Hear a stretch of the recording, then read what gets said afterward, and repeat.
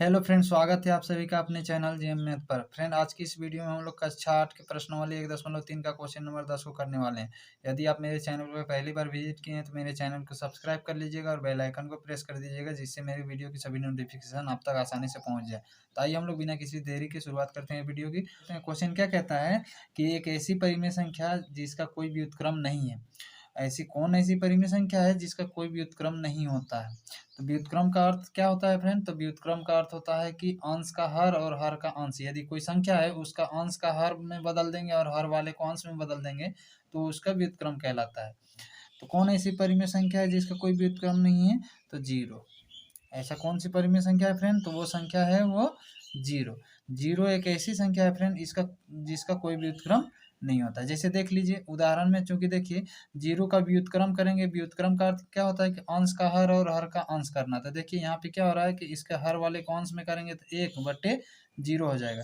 और ये जब 1/0 हो गया तो ये क्या हो गया? हर में तो मेरा जीरो आ गया, और हम जानते हैं कि किसी भी परिमेय संख्या के हर में मेरा जीरो नहीं आना चाहिए। ये क्या हो गया? अपरिभाषित हो गया। तो अपरिभाषित हो गया, इस कारण से क्या हो गया कि इसका हम व्युत्क्रम नहीं इस रूप में लिख सकते हैं। इसलिए मेरा ये हो जाएगा एक ऐसी परिमेय संख्या जिसका कोई व्युत्क्रम नहीं है, तो वह संख्या आपका हो जाएगा जीरो। तो जीरो। अब अगर आप मान लीजिए कि दो का देखिए, दो एक ऐसी संख्या जिसका मान लीजिए कि अगर दो होता तो दो का व्युत्क्रम कैसे होता? तो जैसे दो है तो इसके हर में वाले को अंश में कर देंगे, अंश वाले को हर में, तो 1/2 को हम परिमेय संख्या के रूप में लिख सकते हैं। लेकिन हम 1/0 को परिमेय संख्या के रूप में नहीं लिख सकते हैं। इसलिए हमारा मात्र एक ऐसे ही जीरो एक ऐसी संख्या है जिसका कोई व्युत्क्रम नहीं होता है, यानी इसका हम अंश का हर और हर का अंश करने में असक्षम है। अगर हम कर देते हैं तो फिर मेरा ये अपरिभाषित हो जाता है। इस कारण से ये मेरा आंसर हो गया। आइए हम लोग बी प्रश्न का इसी प्रकार से हल करते हैं। बी प्रश्न क्या है? यहाँ पे क्वेश्चन पढ़िए, परिमेय संख्याएं यानी एक से अधिक संख्याएं होंगी जो अपने व्युत्क्रम के समान है। तो वो कौन कौन सी संख्याएं हैं जो अपने व्युत्क्रम के समान है? तो वो है 1 और -1।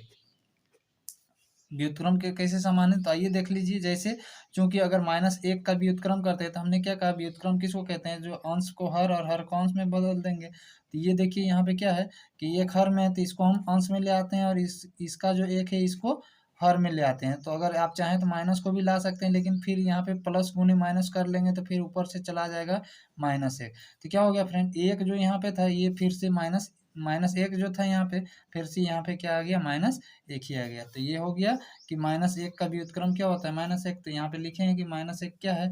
जो अपने व्युत्क्रम के ही समान है, यानी इसका अंश का हर का अंश करने पर भी ये बराबर रहा। इसी प्रकार से अगर हम एक की चर्चा करें कि एक का व्युत्क्रम समान कैसे होता है, तो देखिए एक का हर में एक है तो हर वाले को हर अंश में कर देते हैं और अंश वाले को हर में कर देते हैं। तो 1/1, तो हर में तो एक छुप जाता है, तो फिर से क्या हो जाएगा? एक ही हो जाएगा।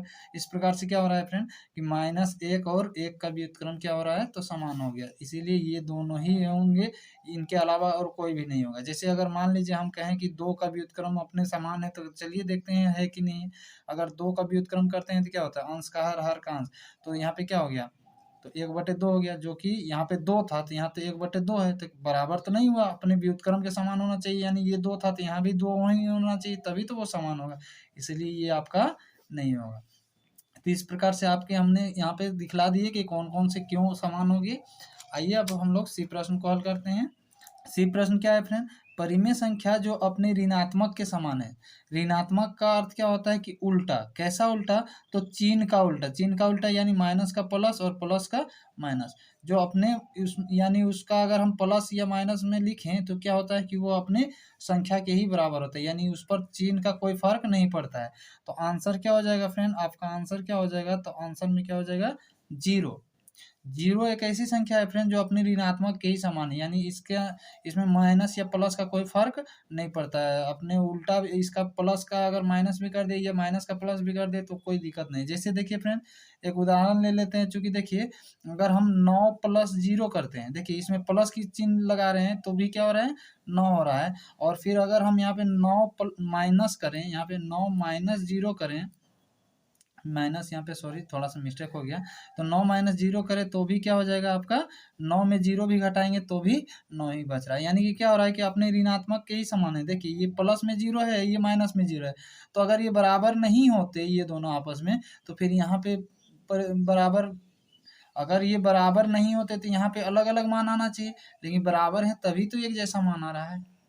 इस प्रकार से क्या हो गया फ्रेंड, परिमेय संख्या जो अपने ऋणात्मक के समान है वह कौन सी संख्या है, तो 0 है। अगर हम अगला कोई एक अन्य संख्या को लेकर के जैसे उदाहरण में देखें, जैसे 9 प्लस 1 करते हैं तो क्या होता है फ्रेंड, 9 प्लस 1 क्या हो जाता है 10, और फिर 9 माइनस 1 करते हैं तो क्या हो रहा है फ्रेंड, तो 8 हो रहा है। तो क्या है कि ये अपने ऋणात्मक के समान नहीं है, इस वजह से, नहीं तो अगर अपने ही ऋणात्मक के ये प्लस में है और ये माइनस में, अगर ये दोनों बराबर ही चीज होते हैं, माइनस 1 और प्लस 1 अगर दोनों बराबर होते हैं तो दोनों का मान सेम ही आना चाहिए था, चाहे माइनस करें चाहे प्लस करें, लेकिन ऐसा नहीं हो रहा है। यानी कि वह मात्र एक संख्या कौन है, 0 है, जो कि अपने ऋणात्मक के समान है, यानी इसमें प्लस या माइनस का चिन्ह का कोई फर्क नहीं पड़ता है।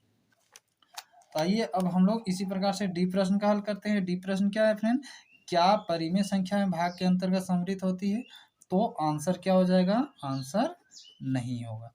चलिए समझते हैं कि कैसे नहीं होता है। तो परिमेय संख्या भाग के अंतर्गत सम्मिलित, सम्मिलित किसको कहते हैं, तो परिमेय संख्या भाग के अंतर्गत सम्मिलित कहने का अर्थ है कि जब परिमेय संख्या को परिमेय संख्या भागा, अगर हम भाग परिमेय करें और अगर परिमेय प्राप्त होगा तो मेरा क्या होगा, परिमेय भाग परिमेय, परिमेय को जब परिमेय संख्या से भाग देने पर अगर परिमेय संख्या प्राप्त होगा तो वो मेरा क्या होगा, सम्मिलित होगा। इतना समझ लीजिए। जैसे मान लीजिए 3 भाग 2 है, तो इसे हम लिख सकते हैं 3 भाग के जगह पे बटा भी लिख सकते हैं, बटे 2, तो क्या हो गया, ये एक परिमेय संख्या, ये भी एक परिमेय संख्या है, तो ये आपको क्या प्राप्त हुआ, परिमेय संख्या हुआ। तो हमने तो कहा कि अगर परिमेय भाग परिमेय करेंगे तो क्या होगा, अगर परिमेय आएगा तो वो सम्मिलित होगा, तो यहाँ तो हो रहा है, ये तो परिमेय, परिमेय किसको कहते हैं, अंश बटे हर को। और ये गिनती की संख्याएं भी क्या होती है, परिमेय के ही अंतर में आती है, क्योंकि इनके बटा में 1 होता है तो अंश बटे हर हुए। इस प्रकार से क्या हो रहा है, ये तो परिमेय भाग परिमेय का होने से सम्मिलित हो रहा है, क्योंकि परिमेय भाग परिमेय करने से परिमेय आ रहा है, तो इस प्रकार से तो ये सम्मिलित होगा। तो हमने तो यहाँ लिखा कि ये सम्मिलित नहीं होगा। तो एक ही उदाहरण को लेकर के हम ऐसा नहीं डिस्कस ले सकते। जैसे मान लीजिए एक और उदाहरण लेते हैं, अभी देखिएगा। जैसे अगर हम कहें कि 0 भाग करते हैं 4, तो क्या होता है फ्रेंड, 0 भाग 4, तो 0 बटे 4 लिख सकते हैं। तो देखिए ये 0 भी परिमेय है और ये 4 भी परिमेय है, तो 0 बटे 4 बराबर क्या हो गया, 0 बटे 4 हो गया, तो ये भी परिमेय आया। लेकिन यहीं अगर इस संख्या को हम आगे ले आते हैं, 4 भाग 0, ये भी परिमेय है, ये भी परिमेय है, परिमेय को परिमेय से भाग देंगे तो क्या हो जाएगा, तो 4 बटे 0 कह सकते हैं इसके बदले। तो 4 बटे 0 ये क्या हो गया, 0 क्या आ गया, ये तो अपरिभाषित होता है, हर में तो 0 नहीं आना चाहिए, ये मेरा अपरिभाषित हो रहा है। इस कारण से हमारा एक भी जगह पे अगर ऐसा मिल जाए जहाँ की हमारा सम्मिलित नहीं हो, यानी ये परिमेय संख्या है ही नहीं, क्योंकि 4 बटे 0 परिमेय संख्या कैसे को कहते हैं, जिसके हर में 0 ना हो, तो इसका हर में तो 0 आ गया, तो फिर ये कैसे हो गया, हो सकता है भाग के अंतर्गत सम्मिलित। इसीलिए आपका ये परिमेय संख्या भाग के अंतर्गत सम्मिलित नहीं हो रहा है। अन्यथा यहाँ पे मतलब अगर इन 0 को छोड़ देंगे बाकी सभी संख्याओं के साथ सम्मिलित हो रहा है। यहाँ पे आपको पूछा है कि क्या ये सदैव सम्मिलित होता है, तो हमेशा सम्मिलित नहीं होता। यहाँ पे थोड़ा सा सदैव शब्द छूट गया है, यहाँ पे लिखना चाहें लिख सकते हैं कि क्या परिमेय संख्याएं सदैव सम्मिलित होती हैं, क्या हमेशा सम्मिलित होती हैं। तो देख रहे हैं क्या फ्रेंड, इसमें भी सम्मिलित हो रहा है, इसमें भी हो रहा है, लेकिन इसमें मेरा नहीं हो रहा है। या 0 को छोड़ देंगे, यहाँ पे 4 भाग कोई भी संख्या लेकर के, यहाँ पे कोई भी संख्या रख करके और 0 न रखें, बाकी सभी संख्याओं के साथ सम्मिलित हो जाता है। लेकिन अगर 0 रख दिए तो वो आपका सम्मिलित नहीं होता है। आई होप आप लोग को ये बात समझ में आ गई। आइए अब हम लोग ई प्रश्न को हल करते हैं इसी प्रकार से। ई प्रश्न क्या कहता है कि क्या परिमेय संख्याएं भाग के अंतर्गत सदैव क्रम विनिमय है। आपका आंसर क्या हो जाएगा, तो परिमेय संख्याएं भाग के अंतर्गत क्रम विनिमय नहीं होते हैं, आंसर ये हो जाएगा। आइए हम लोग कारण भी थोड़ा समझ लेते हैं। जैसे मान लीजिए कि क्या हमने कहा कि जब परिमेय संख्या को परिमेय संख्या से भाग देंगे, यानी 2 परिमेय संख्याओं को भाग के रूप में लिखकर उनके क्रम में अदला बदली करेंगे। जैसे 9 भाग 3 है, जब इनको हम भाग के रूप में लिख लिया और इनका क्रम विनिमय कहता है कि मतलब क्या होता है कि क्रम का अदला बदली, यानी ये जो है इसका जो फर्स्ट में उसको सेकंड में, जो सेकंड में उसको फर्स्ट में करेंगे, क्या इनके क्रम में अदला बदली करने पर इधर और इधर दोनों बराबर होंगे? अगर होंगे तो आपका हो जाएगा क्रम विनिमय। तो इस प्रकार से हमने यहाँ पे नहीं लिखा हुआ क्योंकि मुझे पता है कि नहीं होगा। तो आइए हम लोग आपको उदाहरण के माध्यम से भी समझा देते हैं। क्या है, 9 को अगर 3 से भाग देते हैं तो क्या होता है, 9 भागा 3 तो क्या हो जाएगा, आप इसे इस रूप में लिख सकते हैं, 9 भागा की जगह पे बटा भी लिख देंगे और 3, और इधर भी क्या करेंगे, तो हमने क्या किया है, 3 को पहले लिया है क्योंकि इसके क्रम में हमने अदला बदली करना है। यहाँ पे कह रहा है कि क्रम विनिमय अगर करते हैं, क्रम का अदला बदली करते हैं तो बराबर होता है क्या, तो हमने तो आंसर किया हुआ है नहीं। तो चलिए हम लोग इसका क्रम में अदला बदली किए इसलिए 3 आ गया पहले, फिर यहाँ पे बटे 9, तो यहाँ पे क्या हो जाएगा, 3 एके 3, 3 तिया 9, फिर यहाँ पे 3 एके 3, 3 तिया 9, इधर क्या आया फ्रेंड, 3/1 बराबर 3 आया, क्योंकि हर में एक छुप जाता है और यहाँ पे क्या हो गया, अंश में तो छुपता नहीं, तो 1/3 हो गया। तो क्या दोनों और बराबर हुआ, इधर कितना हुआ, 3 हुआ और इधर 1/3 हुआ। तो क्रम का अदला बदली करने पर अगर बराबर होता तभी हम कहते कि परिमेय संख्याएं भाग के अंतर्गत सदैव क्रम विनिमय होती थी। यहाँ तो हो नहीं रहा है, इसीलिए क्या हो जाएगा फ्रेंड कि ये क्रम विनिमय नहीं होती है, परिमेय संख्याएं भाग के अंतर्गत सदैव क्रम विनिमय नहीं होती। तो आइए अब इसी प्रकार से हम लोग एक प्रश्न को हल करते हैं। एक प्रश्न क्या कहता है कि क्या परिमेय संख्याएं भाग के अंतर्गत साहचर्य होती हैं, तो आंसर क्या हो जाएगा, आंसर हो जाएगा आपका नहीं। कैसे नहीं होगा, आइए इस बात को हम लोग पुष्टि करते हैं। तो कहता है कि क्या परिमेय संख्या भाग के अंतर्गत साहचर्य, साहचर्य क्या होता है कि अगर हम 3 संख्याओं को भाग के रूप में लिखे, जैसे ए भाग बी भाग सी, और इसके हम लोग क्या करेंगे, साहचर्य करेंगे। साहचर्य का मतलब होता है ब्रैकेट में करके और उसे एक साथ रख लेंगे कोई 2 संख्याओं को, और फिर से हम इनके साहचर्यता में चेंज करेंगे, जैसे ए भाग बी भाग सी रहे, और देखिए यहाँ पे फर्स्ट सेकंड में ब्रैकेट किए तो यहाँ पे सेकंड थर्ड में ब्रैकेट करेंगे। तो अगर ये दोनों आपस में बराबर, इधर के बराबर इधर आएगा तो आपका हो जाएगा कि परिमेय संख्याएं साहचर्य कहलाएंगे। तो आइए हम एक संख्या रख करके यहाँ पे देखते हैं, जैसे ए के जगह पे 3 रख दिए, भाग 2 रख दिए, सॉरी ए के जगह पे 6 रख दिए, भाग 2 रख दिए, भाग फिर से यहाँ पे सी के जगह पे 4 रख दिए मान लीजिए। तो क्या हो रहा है, यहाँ पे फर्स्ट सेकंड में ब्रैकेट है, फर्स्ट सेकंड में ब्रैकेट, यही संख्याएं आपको यहाँ पे भी आएंगे, तो 6 भाग 2 भाग 4, और इस बार आपको सेकंड थर्ड में ब्रैकेट करना है। अगर इनके साहचर्यता में चेंज करने पर, यानी इनके ब्रैकेट को अगर हम चेंज करते हैं और बराबर आएगा तो हम कहेंगे कि भाग के अंतर्गत जो है वो साहचर्य होती है। तो आइए हम लोग देखते हैं, तो क्या हो जाएगा, सबसे पहले ब्रैकेट के अंदर का काम करना है, तो 6 भाग के जगह पे बटा भी लिख सकते हैं, तो 6/2 हो जाएगा, फिर भाग 4, और इधर क्या हो जाएगा बराबर, इधर पहले भी इधर भी ब्रैकेट के अंदर का काम करेंगे, तो 6 भाग, उसके बाद क्या हो जाएगा, यहाँ पे 2/4 हो जाएगा।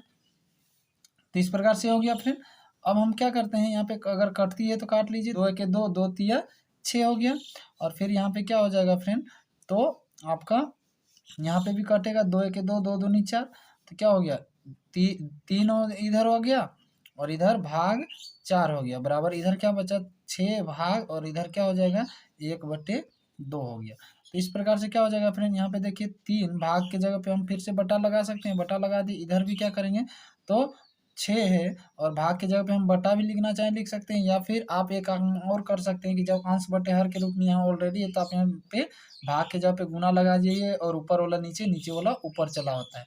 इसमें हमने यहाँ पे नीचे वाला ऊपर, ऊपर वाला नीचे भी यहाँ पे भी करना चाहे कर सकते हैं, लेकिन यहाँ पे चूंकि एक ही संख्या है तो आपको टेंशन लेने की जरूरत नहीं है, आप यहाँ पे सीधे बटा के रूप में डाल दीजिए, हो गया।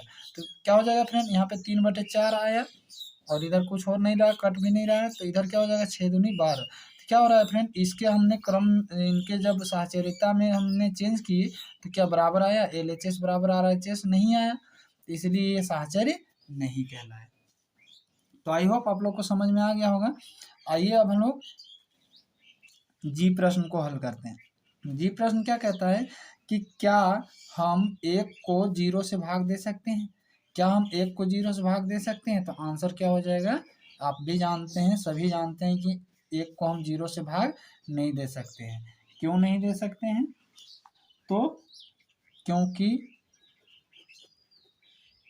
क्योंकि ऐसे भागों को हम क्या बोलते हैं, क्योंकि ऐसे भागों को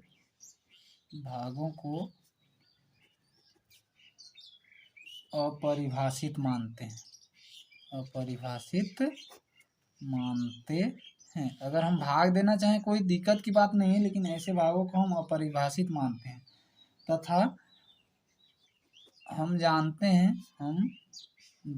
हैं कि किसी भी संख्या के हर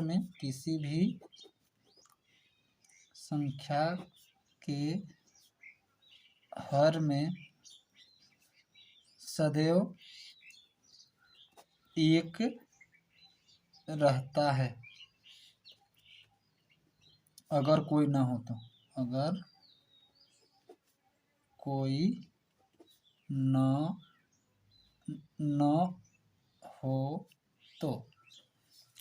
आइए इस बात को थोड़ा उदाहरण से समझते हैं। हमने क्या कहा कि हम एक को जीरो से भाग दे सकते हैं, एक को जीरो से भाग दे सकते हैं। जैसे एक भाग हम जीरो लिख सकते हैं, तो अगर ऐसे लिखते हैं तो क्या होता है, एक बटे जीरो हो जाता है। तो ऐसे हम भाग दे सकते हैं, तो ऐसे हम भाग नहीं दे सकते हैं। क्यों? क्योंकि हर में कभी भी जीरो नहीं होता है। या हम यही बात लिखेंगे कि क्योंकि ऐसे भाग को हम क्या बोलते हैं, अपरिभाषित मानते हैं। तथा हम जानते हैं कि किसी भी संख्या के हर में क्या होता है, अगर कोई संख्या है तो उसके हर में हमेशा एक होता है। अगर कोई यहाँ पे संख्या ना हो, तो जैसे दो है, दो के हर में क्या, यहाँ पे कौन सी संख्या है, हर में अगर कोई नहीं है तो इसका मतलब एक है। तो यहाँ पे जीरो हम नहीं कह सकते हैं कि यहाँ पे जीरो होगा। और जीरो रख करके हम भाग भी नहीं लगा सकते हैं, क्योंकि ऐसे भागों को हम अपरिभाषित मानते हैं। तो इसलिए ये आपका हो गया। आज के इस वीडियो के लिए इतना ही, क्योंकि वीडियो बहुत ही लंबी हो जाएगी। तो अगर आपको मेरा वीडियो अच्छा लगा होगा तो मेरे चैनल को सब्सक्राइब कर लीजिएगा।